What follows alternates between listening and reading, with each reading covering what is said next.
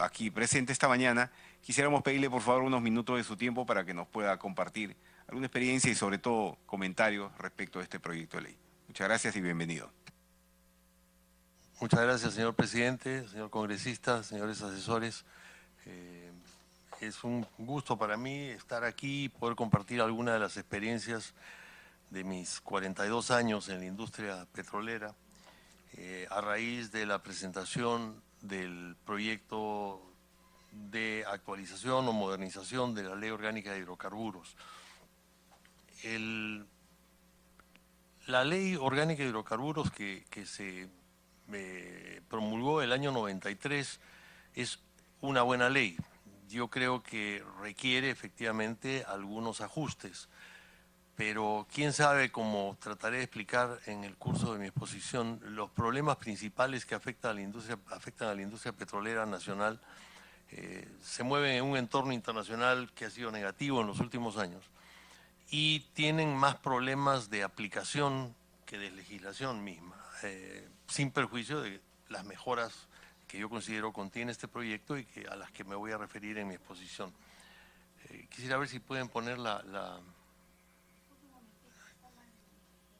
Ah, ya, cómo no.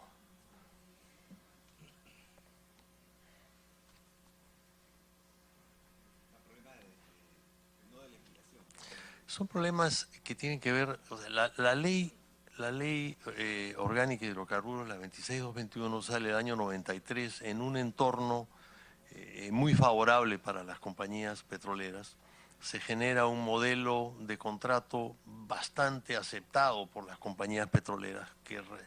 A ver, el Perú tiene un mal pasado desde el punto de vista de las compañías privadas, que son en todo caso a quienes yo he representado en 42 años de trabajo. Yo he sido abogado de empresas privadas. Entonces mi visión es la visión de alguna manera de las empresas privadas. No traigo representación de ninguna, pero sí creo que es importante poner esto en el contexto.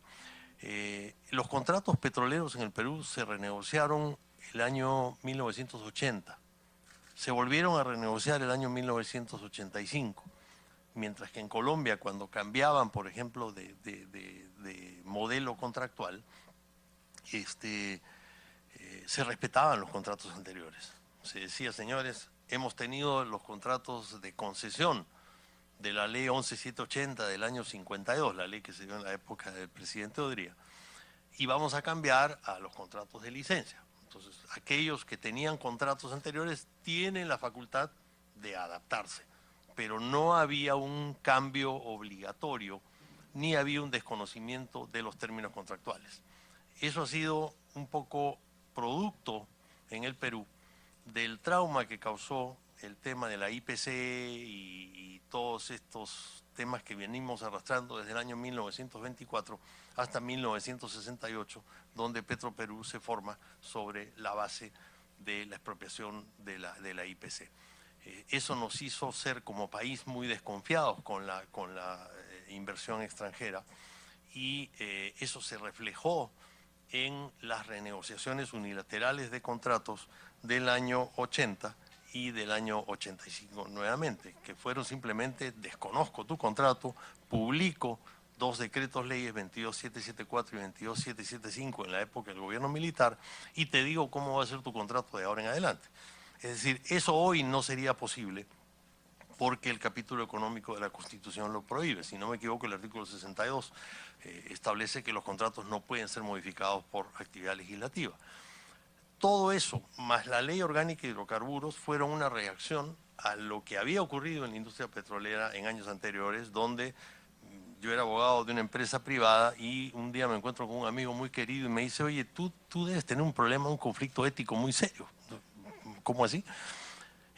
Tú eres peruano, si tú quieres a tu país, ¿sí? ¿Cómo puedes tú trabajar para una empresa petrolera extranjera que viene a llevarse los recursos naturales? Es decir, una visión de una persona que me tenía afecto amical sobre mi trabajo, absolutamente marcada por esta sensación de que las empresas petroleras vienen a abusar y vienen a llevarse.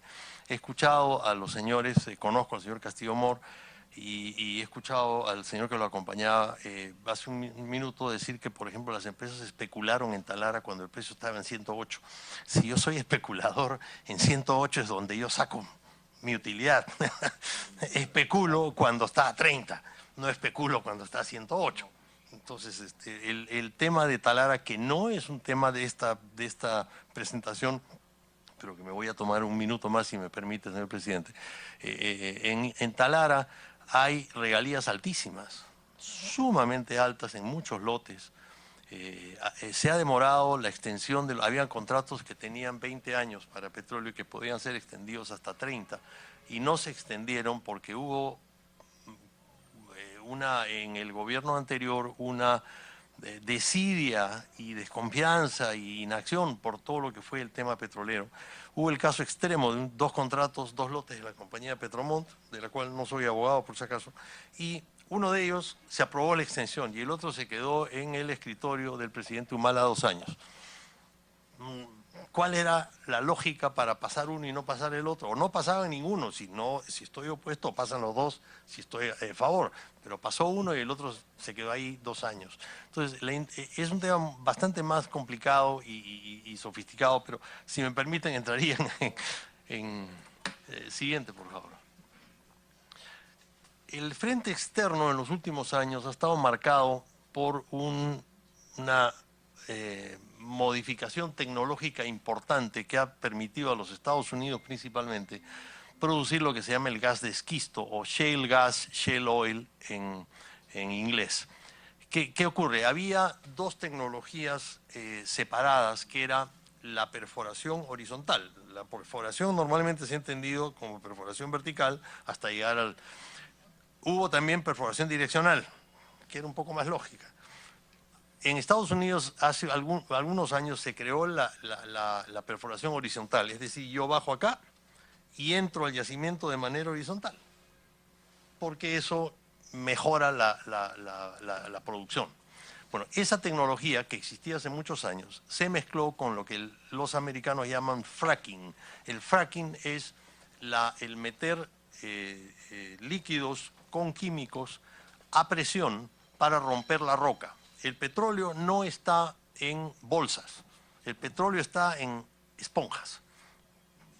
Imagínese usted una esponja apretada que la metemos en tinta y la suelto. Todo eso se absorbe, eso se parece a un campo petrolero. Por eso se habla de permeabilidad y porosidad. Hay petróleo que está tan apretado, la piedra pómez, digamos, o la esponja de mi ejemplo, es tan apretada que no sale.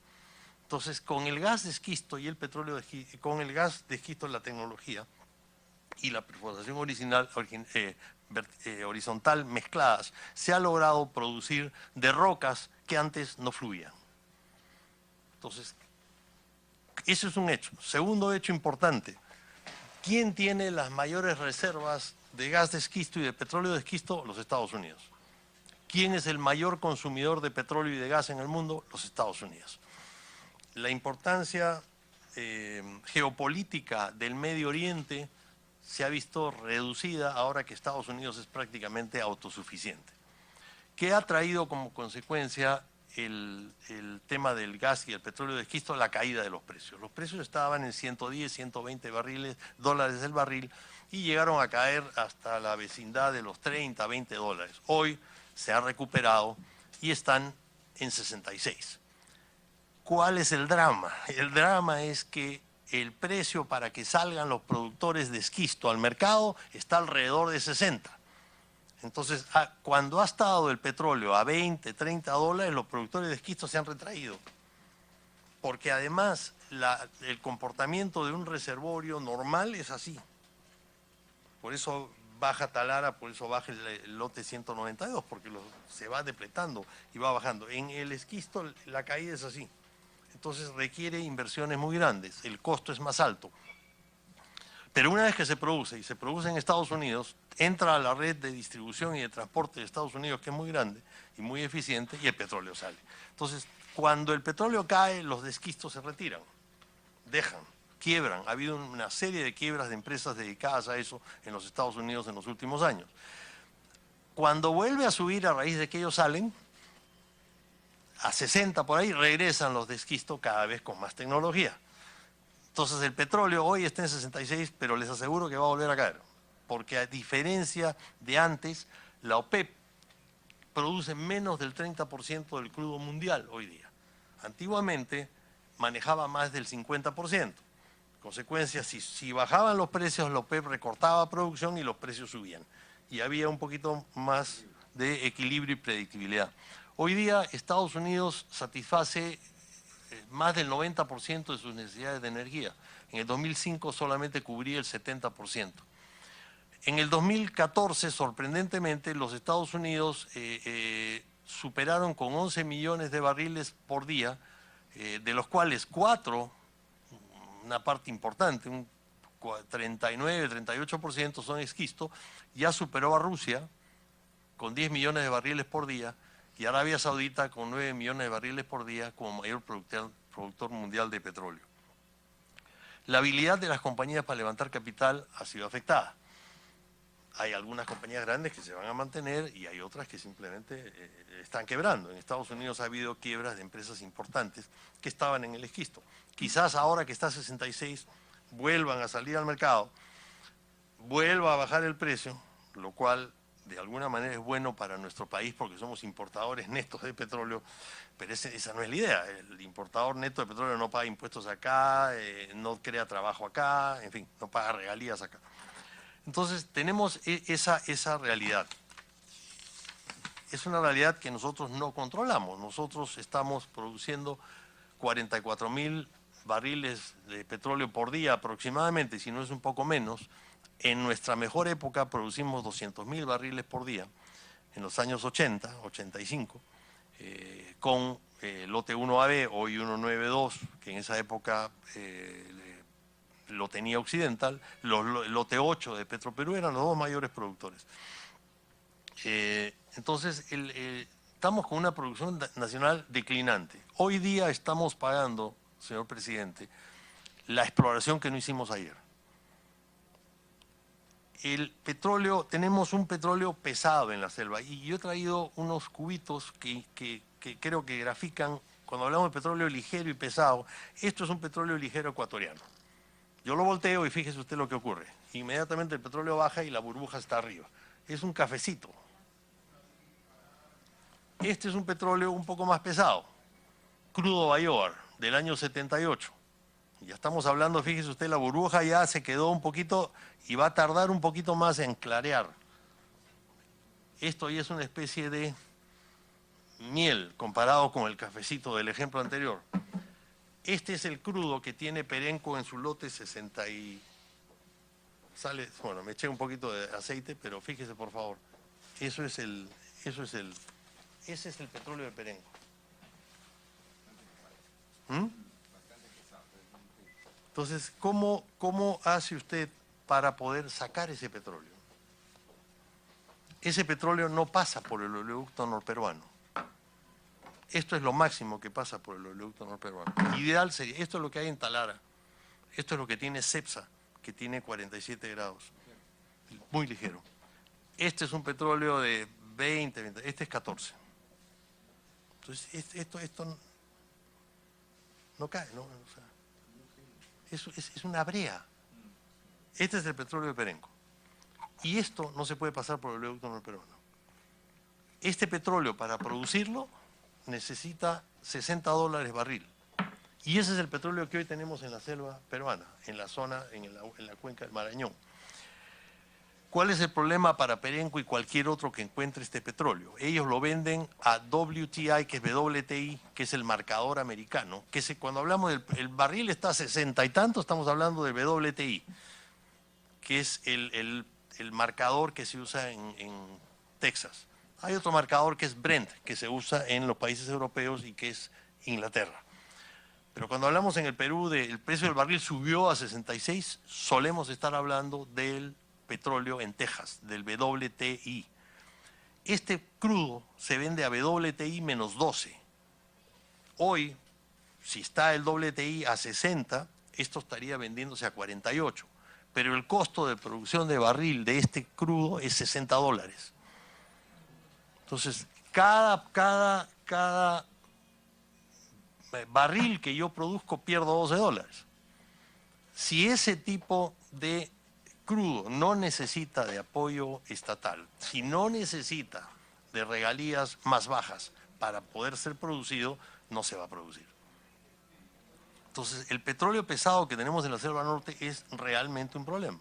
El oleoducto, esto tiene 14 API, el oleoducto, si no me equivoco, toma hasta 18.5, más o menos esto.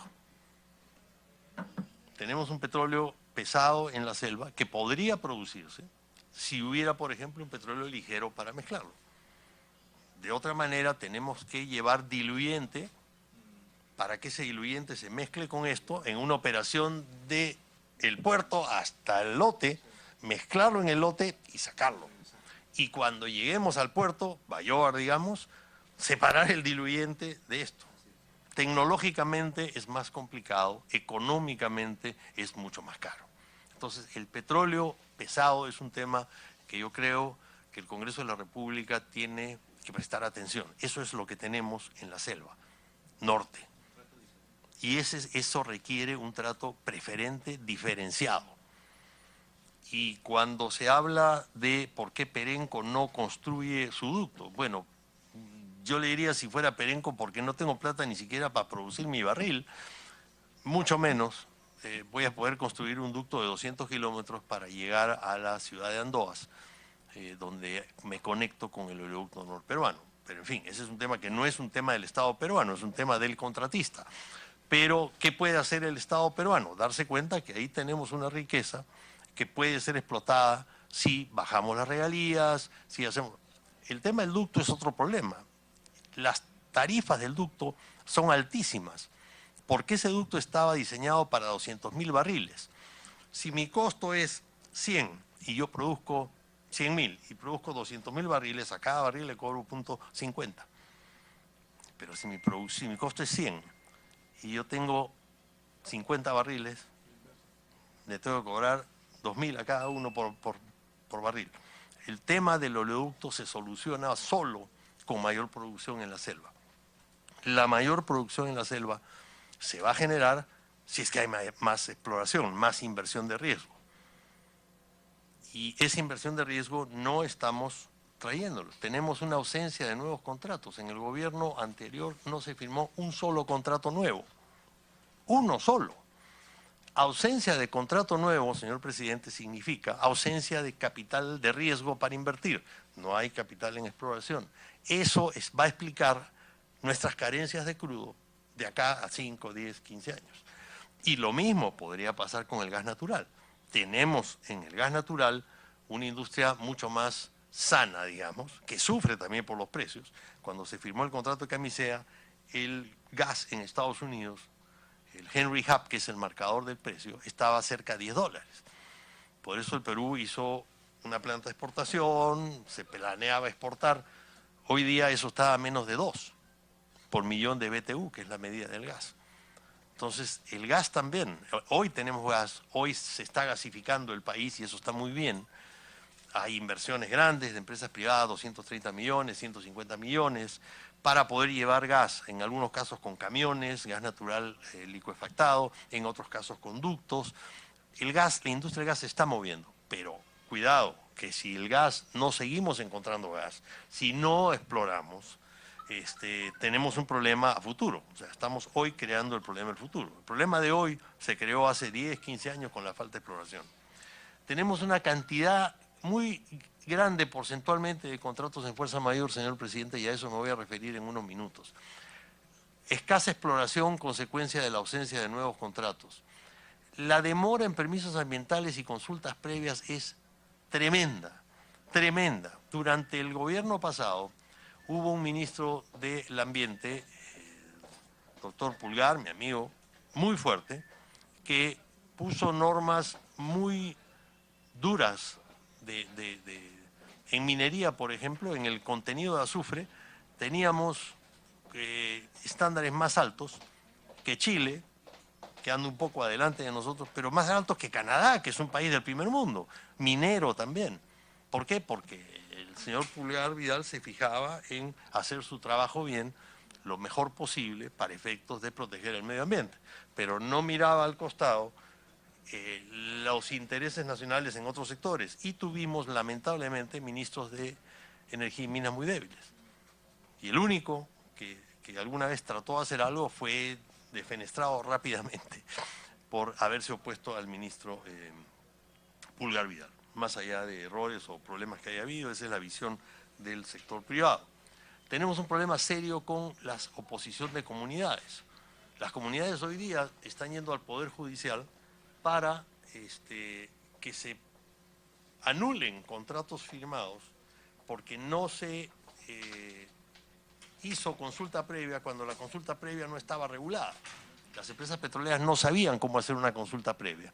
La norma estaba, entonces iban a las comunidades, hacían sus presentaciones, llevaban al defensor del pueblo, hacían sus talleres, lograban acuerdos, les financiaban lo que pedían ellos, les explicaban el proyecto y se ponían a explorar. Hoy día hay decisiones judiciales que escapan a lo que el Congreso o el Ejecutivo puede hacer, que están tratando de anular contratos suscritos en su momento, bajo las normas del momento, y que no pudieron hacer consulta previa en el sentido estricto de la palabra, porque no había una reglamentación de la consulta previa. Esto duró muchos años. Y las comunidades habría que dividir, señor presidente, los intereses legítimos de las comunidades. No me contaminen mi territorio. Primer interés legítimo, absolutamente legítimo de una comunidad. No me contaminen mi territorio. Usted, señor petrolero, no me eche agua al río. Reinyecte. Pero eso es lo que las normas petroleras hoy día exigen. Antiguamente se podía explotar, se trataba el agua en vertederos para que se evapore el agua, se vaya abajo la sal, porque ese es otro problema. El agua que sale de la selva es agua salada. Y en el lote 192 al que se refería el señor Castillo Mor, de cada 100 barriles que usted saca, 97 o 98 es agua salada. 2 son petróleo. O sea, es un lote tan antiguo que no es como que uno viene y simplemente lo empieza a operar como operaría un lote de petróleo ligero en la zona de Talara o de Tumbes. Estamos hablando de un petróleo con un corte de agua, que ese es el término técnico, de 98%. Entonces, y esa es agua salada, porque alguna vez los Andes y las selvas estuvieron bajo el Océano Pacífico. Los Andes se levantaron. Entonces, la problemática del petróleo es una problemática que tiene características técnicas que creo que el Congreso de la República tiene que tener en cuenta. Petróleo pesado es una realidad que hay que apoyar. Lote 192 no depende de la ley orgánica que ustedes están analizando, depende ya de lo que el Ejecutivo haga con ese lote. Pero el lote 192, ya que escuché al señor Castillo Mor, tiene, como le digo, eso. Usted saca un barril, y esto es agua salada, de la cual usted tiene que reinyectar, que es un proceso carísimo. Esto es petróleo. Entonces tampoco es que sea tan fácil. Y el petróleo es este. Y un poquito más allá es este. Entonces es complicado. El relanzamiento de Petroperú como empresa integrada, yo creo que como propuesta todos quisiéramos tener empresas públicas eficientes. Es imposible oponerse a eso. Petroperú fue altamente eficiente en sus primeros años. Cuando se fundó en base a la IPC, tenía una serie de ingenieros, técnicos, geólogos de primer nivel que hicieron posible que hicieran el descubrimiento de lo que es el lote 8. Petroperú con los años se ha convertido, como todas las empresas públicas con altos manejos de efectivo, en un instrumento político. Veamos lo que ha pasado con las empresas que han sido las empresas admiradas localmente como modelo de lo que puede ser una buena empresa petrolera. PDVSA, ni le comento, está de distribuidor muy malo de alimentos. La producción de Venezuela podría ser 4 millones de barriles y no creo que llegue a 2 millones de barriles hoy día. En algún momento el presidente Chávez, ante una huelga, despidió a 19.000 personas en un día y lo reemplazó por personal militar. Hoy día PDVSA es una empresa absolutamente corrupta e ineficiente. Petrobras, ni se diga. Pemex, por ahí va. México ha abierto a la inversión extranjera. Ha abierto porque Se dieron cuenta que Pemex no era eficiente y porque también era una empresa altamente corrupta. ¿Cuál es el problema con las empresas petroleras públicas? Pueden ser una empresa petrolera pública eficiente. Se salva un poco Ecopetrol por la institucionalidad que tiene la República de Colombia con sus empresas públicas. Tenemos acá a ISA, empresa pública, que ve el tema de transmisión eléctrica. Tenemos a Ecopetrol. Dentro de las empresas públicas son lo más rescatable. Pero el gran problema de la empresa pública es que se le fortalece, se le dan los recursos, se la hace producir. Llega otro gobierno con otros intereses, otras ideas y la convierte en un manejo político porque ahí está el dinero. Entonces, la dependencia de las empresas públicas, no de accionistas que están viendo todos los días si su dinero está bien manejado, y aún así hay empresas privadas que quiebran, sino todos somos los dueños y estamos dependiendo de los intereses del presidente de turno, o del gobierno de turno, o del ministro de turno. Petroperú no es hoy una empresa eficiente. Alguna vez he ido en mi vida profesional a decirles, oye, estás compitiendo con Repsol en la venta de combustible para las naves que llegan al Perú, que a su vez compite como puerto el Callao con Valparaíso, con Guayaquil y con Panamá. Nos conviene venderle que los buques recarguen aquí combustibles y no que se salten de Valparaíso a Guayaquil. Aceptada la premisa. Bueno, Repsol, por decir, vende a 4. Estoy usando un ejemplo cualquiera. Tú vendes a 4.50. Repsol vende 100, tú vendes 20. Si tú bajas a 4, igualas el precio, lo pones a 3.99, vas a vender más volumen.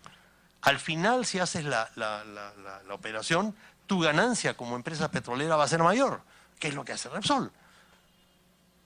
Me dieron todo tipo de excusas, señor presidente, hasta que luego de un mes, ante la presión que yo le ponía, porque estábamos con un cliente que le compraba a ellos y no podía competir con el que le compraba a Repsol, me dijeron, bueno, ¿sabes qué? La verdad es, mira, ya nos has dicho todo, tienes razón, pero yo no puedo hacer eso, porque después, ¿cómo le explico a la Contraloría? ¿Cómo le explicas a la Contraloría? Pues con un papel. No. Acaban de meter presos a 2 personas del área de comercialización de Petroperú, no sé si por razones justas o injustas, pero el pánico que existe en las empresas públicas a la Contraloría es un tema absoluto de atraso en el buen manejo. Y esto no es solamente en el tema petrolero, esto es en todas las empresas públicas. La Contraloría, evidentemente, ante tanta corrupción con la que vivimos,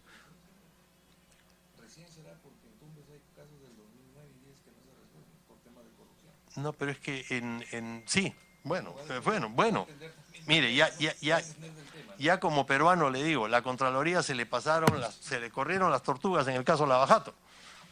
Si Lavajato no viene de Brasil, no existiría aquí. ¿Dónde estaba la Contraloría? Pero a la hora que va a hacer las auditorías y que no respeta la discrecionalidad de los trabajadores. Yo, como trabajador y como funcionario ejecutivo, puedo tomar decisiones buenas o malas, pasa en el sector privado, pasa en el sector público. Pero cuando yo tomo una decisión que no es corrupta, es una decisión, como el ejemplo que le digo, bajemos el precio, van a venir, me decía este señor, a preguntarme por qué he bajado el precio, qué eso va a hacer, no van a entender.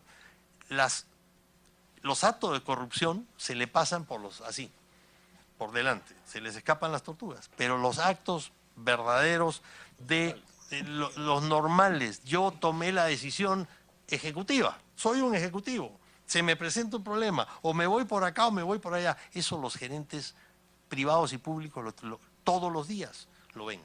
¿Y qué pasa si me equivoqué? Se cometen errores, son errores de criterio, pero ¿hubo corrupción? No hubo, ahí la Contraloría no tiene nada que hacer, pero juzga eso, juzga errores de función, ¿no? Y se le corren las tortugas en temas de corrupción. Lavajato, ¿dónde estaba la Contraloría con el tema de Lavajato? ¿Dónde estaba la Contraloría con el tema del Club de Constructores? Recién ahora que ha salido Lavajato se ha puesto las pilas la Fiscalía y bueno, algo está funcionando. Pero entonces el relanzamiento de Petroperú como empresa integrada tendría que estar blindada de alguna manera, señor presidente, y eso sí es una función del Congreso de la República, para que no interfieran las personas. ¿Quiénes son los responsables del manejo de Petroperú? Su directorio. ¿Algún problema de corrupción? Los directores responden o responden los gerentes respectivos. Si Petroperú no se maneja con criterio y agilidad